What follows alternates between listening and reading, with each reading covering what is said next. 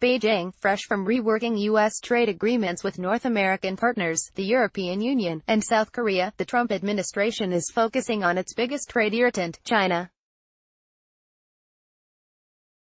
In confronting China, U.S. President Donald Trump enjoys support from a policy community worried about China's military assertiveness and willingness to flout global norms in fields ranging from international investments to intellectual property.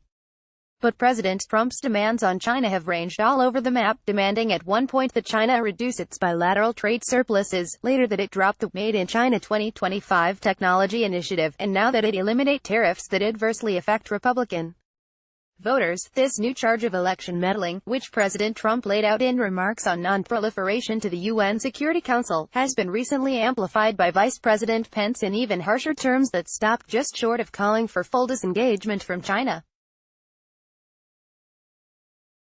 Calls for disengagement are premature and dangerous. Earlier steps must include finding better U.S. strategies for dealing with China. U.S. policy needs clearer objectives, a more realistic approach, and better tactics to achieve its goals. Today's reflexive, tit-for-tat tariff escalation is proving ineffective and may cause lasting damage to both economies and to the critical U.S.-China geopolitical relationship. Read, The Revival of a Neoconservative Stand Against China, a commentary. Read, The Great Disconnect Between China the Developing Country and China the Great Power, a commentary. As China trade issues. The United States has interrelated problems with China and at different times has emphasized different issues, confusing Chinese negotiators. President Trump has made a big deal of the bilateral trade imbalance. Economists do not see this as a problem. Photo, AFP, Jim Watson. China's overall current account surplus, the broadest measure of trade, is down to about 1% of GDP in 2018.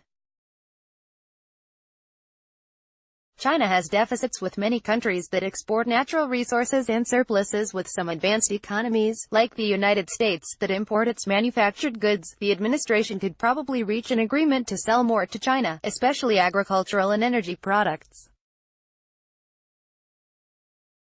Other things being equal, this would reduce China's bilateral surplus. But the United States would then likely sell less of those products to other countries so that those bilateral imbalances would worsen. Nothing real would have happened. A second and more important issue is that China has many market access restrictions. Some of these are old-fashioned protectionism. For many years, China had a 25% tariff on auto imports.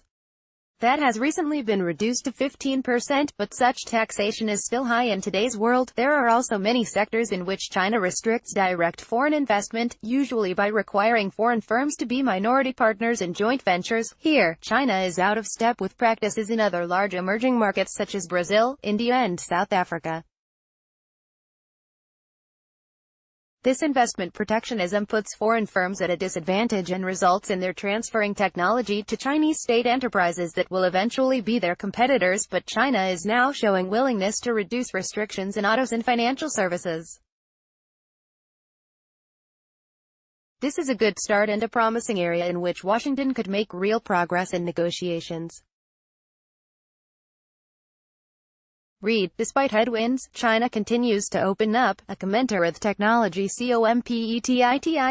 A third issue closely related to the second is technology competition between these two biggest economies in the world. These two spend the most globally on research and development, and there will naturally be competition to develop the technologies of the future. As long as it is on a level playing field, such competition is healthy. Each is likely to make breakthroughs. The innovators will capture some of the benefits, but the nature of technology diffusion is that much of the benefit will spread to the whole world. Chinese President Xi Jinping, Center, talks with Facebook Chief Executive Mark Zuckerberg, right, as Liu Wei, left China's Internet czar, looks on at Microsoft's main campus in 2015. Photo, AFP, Ted S. Warren, yet China distorts this competition in multiple ways. Chinese firms operating behind protective barriers often gain extra resources to take their innovations out to the world. China's industrial plan, Made in China 2025, sets targets for domestic self-sufficiency in key industries, and some tools to achieve these goals will violate market-oriented rules. Read The Trouble with Made in China, a commentary. Direct subsidies to innovators and to state-owned enterprises also tilt the playing field toward China's technologically sophisticated companies. Weak international property rights protection in China, especially for foreign firms, puts U.S. technologies at risk. Finally, as suggested by recent reports, China still condones cyber theft of commercial secrets. Pushback against these policies is needed, but it would be far more effective if mounted by a global coalition of the United States and its allies. More difficult issues arise for technologies that have defense applications. Each side has trade and investment restrictions concerning defense-related technologies. The key issue here is to identify and update the areas that need to be restricted for legitimate security reasons. At the same time, these restrictions must not be allowed to become excuses for protectionism. To address these multiple concerns, some voices in Washington are calling for the United States to disengage from China.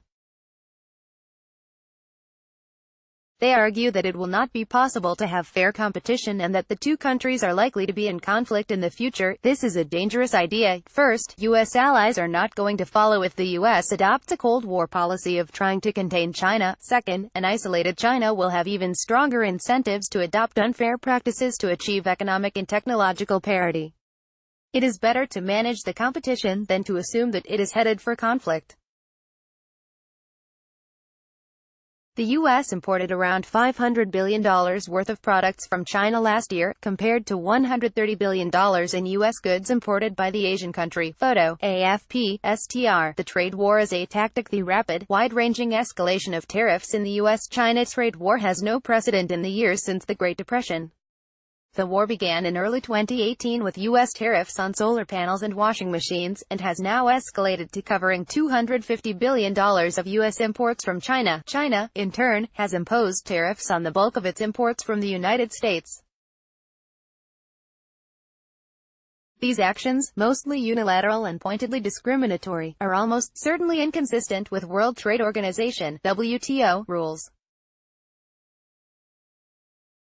The tariffs applied by the two countries are not remedies, in the sense of correcting market distortions, nor are they preventing, say, sharp adjustments in a declining industry. On the contrary, they will cause dislocations, raise costs, and increase uncertainty. Their value lies in the possibility that they will force the other side to make concessions, or at least deter it from even worse behavior. Read Why Tariffs Are the Wrong Instruments to Address U.S.-China Trade Issues, a commentary. If that doesn't happen, if neither side capitulates to the other's demands, the tariffs will prove to be costly, mutual mistakes. And that seems to be where the U.S.-China trade war is headed. These are large, domestically oriented economies that depend lightly on each other's markets, so punitive tariffs have limited macroeconomic effects. The value added in China's exports to the United States amounts to about 2% of the country's GDP, down significantly from just a decade ago. United States exports to China amount to only about 1% of GDP. In the short run, these tariffs will subtract only a small amount from each economy's growth. Capitulation on either side is very unlikely. Over time, the costs of these tariffs will grow. The United States is apparently confident in threatening China because U.S. imports from China exceed U.S. exports to China. The trade war between the U.S. and China deepened when President Donald Trump announced he would push ahead with tariffs on $200 billion in Chinese goods. File photo, AFP, Paul J. Richards. But the asymmetry is illusory. Tensions are already spilling into areas where the two countries are both consequential, including relations on the Korean Peninsula and between the Chinese and U.S. militaries in the Western Pacific. In these new spheres, the potential for mutual damage is still higher. Meanwhile, rapid-fire retaliations have all but closed off meaningful negotiations. Real issues, noted above, are complex and cannot be resolved by tweaking a ready template, such as existing trade agreements in the case of the South Korea-U.S. Free Trade Deal, (PORUS), and the North American Free Trade Agreement, (NAFTA). In mid-September, Chinese and U.S. officials apparently agreed to efforts to launch negotiations, but were then undermined by President Trump. With capitulation as the only option, Chinese decision-makers halted discussions. Seeking better results. The self-defeating cycle of tit-for-tat tariff escalation is in neither country's interest. Even if the U.S. goal were to disengage, an objective that we think would be wrong, that could be accomplished firmly and with fewer side effects with widely based tariffs and prohibitions on specific trade and investment flows, and if the United States does intend to solve genuine problems, it can suspend punitive tariffs while negotiations make progress. Current tariffs are hardening positions rather than producing meaningful effects. They are taxes that make American producers less competitive and ultimately fall on consumers. They are bound to become unpopular over time. China-U.S. relations have taken a hefty knock from tit-for-tat tariffs. Photo, AFP, Daisuke Suzuki. Avoiding ineffective tariff escalation is not capitulation but smart policy. The first step toward achieving the goal of disengagement are negotiation, an end to tit-for-tat responses, what the Hudson Institute's Herman Kahn described in 1965. For nuclear war, as this orgiastic spasm of destruction in which all the buttons are pressed and the commanding officers go home, will offer immediate economic benefits to both sides and improve the climate for negotiation. Stopping tit-for-tat escalation is beneficial even for a single country. The value of avoiding an own goal, imposing costs on the home economy, is self-evident. In addition, there may well be advantages for China from some steps advocated by the United States, but it is hard to pursue these ideas in the trade war environment. The trade war plays into the hands of those who want to bolster state enterprises and maintain protectionism. By putting tit-for-tat policies in the rear-view mirror, China can focus on long-term priorities. These may include policies that have little to do with the United States, including the Regional Comprehensive Economic Partnership (RCEP) and the Belt and Road Initiative, as well as opening sectors to improve China's competitiveness. Along these lines, China recently cut tariffs on more than 1,500 products and eased investment restrictions to signal its continued economic opening. China's footprint abroad is growing with its Belt and Road Initiative, with $1 trillion in investments across Asia and Europe. Photo, AFP, Nicholas Esfrey. Fruitful agreements between China and the United States, however dim they may appear today, are possible. Many in China recognize that recent trends toward centralization have backfired, and that continued growth will depend on renewed opening up in sectors ranging from financial services to technology. China can take numerous unilateral steps that will benefit its domestic economy and be welcomed by Americans. Within reasonable limits, the world's first and second largest economies cannot disengage fully, regardless of the actions of particular administrations. They will compete in many areas and remain complementary in others. The success of each will depend far more on its own policies than the policies of the other. Their joint goal must be to eliminate irritants, reduce distrust, and wall off areas of rivalry from those that allow mutually beneficial collaboration. Even though neither China nor the United States is currently a party to the Trans-Pacific Partnership, that agreement establishes guidelines for competition in areas such as internet openness, data mobility, intellectual property protection, open investment, and the neutrality of state-owned enterprises. These issues will have to be addressed sooner or later, whether now or under future administrations. David Dollar is a senior fellow in the John L. Thornton China Center at the Brookings Institution. Peter A. Petrie is the Carl J. Shapiro Professor of International Finance at the Brandeis International Business School and a non-resident senior fellow in the John L. Thornton China Center at the Brookings Institution. This commentary first appeared in the Brookings Institution's blog Order from Chaos.